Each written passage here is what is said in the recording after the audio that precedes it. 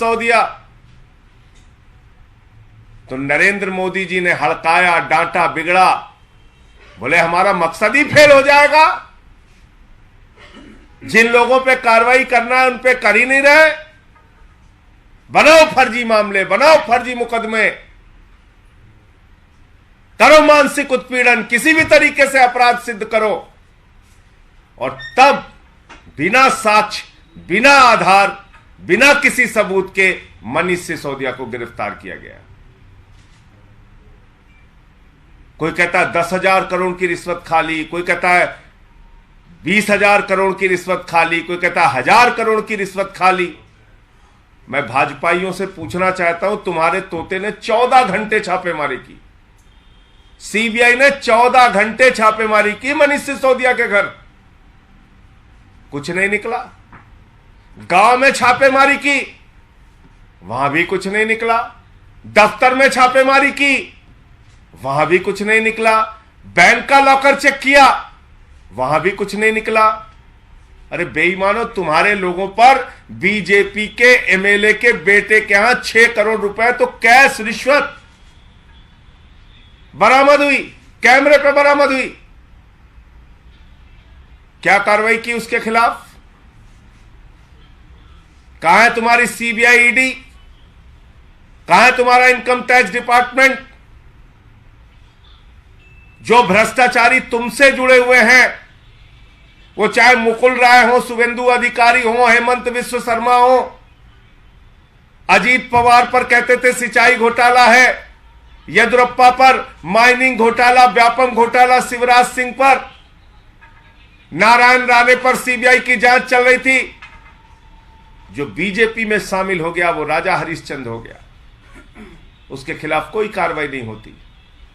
तो पूरा देश इस बात को देख रहा है कि किस प्रकार से बिना सबूत, बिना साक्ष्य के एक लोकप्रिय नेता, एक लोकप्रिय शिक्षा मंत्री जिन्होंने दिल्ली के बच्चों का भविष्य बनाने के लिए काम किया, उनको जबरन नरेंद्र मोदी जी अपराधी बनाने का प्रयास कर रहे हैं।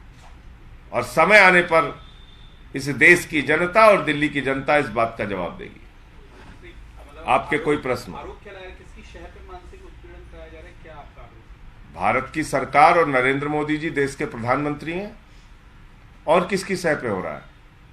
आप मुझे बताइए, जिस व्यक्ति के खिलाफ किसी भी प्रकार का कोई, मोदी जी की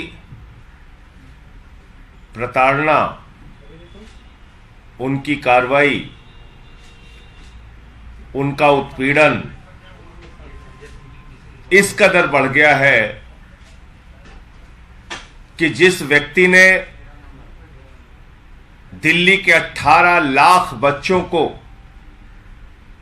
अच्छी शिक्षा देने के लिए दिन रात मेहनत किया, जिस व्यक्ति के शिक्षा मॉडल को पूरी दुनिया सराह रही है, अमेरिका के राष्ट्रपति की पत्नी हिंदुस्तान आती है तो कहती है हमें मनीष सिसोदिया और अरविंद केजरीवाल जी के द्वारा बनाए गए स्कूलों को देखना है। आज उस मनीष सिसोदिया को सीबीआई में मानसिक उत्पीड़न दिया जा रहा है, उनका मेंटल हैरेसमेंट किया जा रहा है, उनको जानबूझ के कहा जा रहा है कि सारे आरोप एक पन्ने पर लिख कर दे रहा हूं, इस पे साइन कर दो। ये किस प्रकार का शासन आप चलाना चाहते हैं? ये किस प्रकार से आप जांच करना चाहते हैं? ये क्या तरीका है आपका कि जबरन आप किसी से अपराध कबूलवाने के लिए, अपराध कबूल कराने के लिए उसका मानसिक उत्पीड़न करेंगे?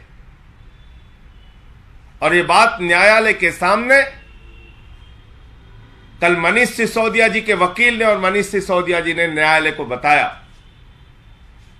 मैं समझता हूं निश्चित रूप से न्यायाधीश महोदय इसका संज्ञान लेंगे,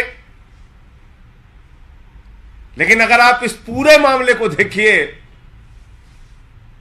पहली चार्जशीट सीबीआई दाखिल करती है, जब चार्जशीट दाखिल होती है तो कई गवाहों के बयान लेती है, चार्जशीट दाखिल करती है तो कई साक्ष्यों और तथ्यों को आधार बनाकर चार्जशीट दाखिल करती है,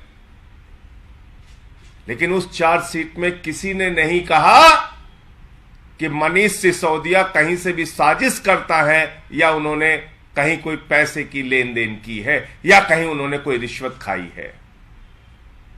सप्लीमेंट्री चार्जशीट आई सीबीआई की, उसमें भी कहीं किसी ने मनीष सिसोदिया का नाम नहीं लिया। तो न पहली चार्जशीट में सीबीआई की मनीष सिसोदिया कि किस प्रकार से बिना सबूत, बिना साक्ष्य के एक लोकप्रिय नेता, एक लोकप्रिय शिक्षा मंत्री जिन्होंने दिल्ली के बच्चों का भविष्य बनाने के लिए काम किया, उनको जबरन नरेंद्र मोदी जी अपराधी बनाने का प्रयास कर रहे हैं। और समय आने पर इस देश की जनता और दिल्ली की जनता इस बात का जवाब देगी।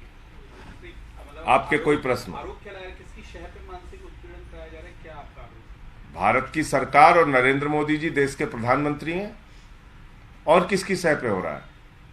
आप मुझे बताइए, जिस व्यक्ति के खिलाफ किसी भी प्रकार का कोई साक्ष्य नहीं, सबूत नहीं, पहली चार्जशीट में नाम नहीं, दूसरी चार्जशीट में नाम नहीं, जिसके घर पे छापेमारी हो गई, गांव में छापेमारी हो गई, बैंक में छापेमारी हो गई, दफ्तर में छापेमारी हो गई, कुछ नहीं मिला, तो अब आप उसका मानसिक उत्पीड़न करके कह रहे हैं कि अपराधी बन जाओ, अपराधी बन जाओ।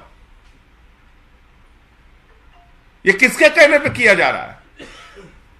यह भारत के प्रधानमंत्री नरेंद्र मोदी के कहने पर किया जा रहा है, क्योंकि सीबीआई उनकी एजेंसी है, उनके अधीन आती है। यह मेरा सीधा आरोप है। सर एक सवाल, सर आम आदमी पार्टी और कांग्रेस एक ग्राउंड्स पे कॉमन है कि आप लोग दोनों मिसयूज ऑफ एजेंसी कहते हैं कि गवर्नमेंट एजेंसी मिसयूज कर रही है, पर आज जो चिट्ठी लिखी गई उसमें कांग्रेस उसका पार्ट नहीं है, तो क्या इलेक्टोरल इंटरेस्ट? ये कांग्रेस वालों से पूछिए, उसका जवाब मैं कैसे दे सकता हूं? जो चिट्ठी है उसके बारे में जरूर बता देता हूं।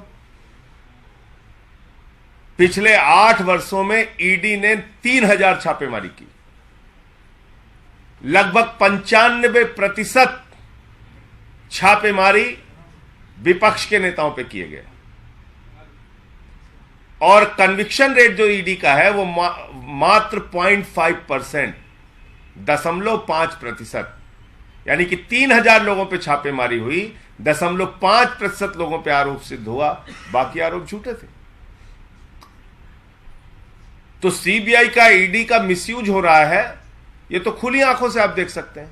एक व्यक्ति पे सीबीआई की जांच चल रही होती है, जैसे ही वो बीजेपी में शामिल हो जाता है, वॉशिंग पाउडर निरमा से उसको धुल के बाहर कर दिया जाता है, वो राजा हरिश्चंद्र हो जाता है। आप उठा के देख लीजिए ना, सारे रिकॉर्ड उठा के देख लीजिए, मैंने इतने नाम तो लिए यहां आपके सामने। जो जो बीजेपी में गया, सारी जांच बंद हो गई।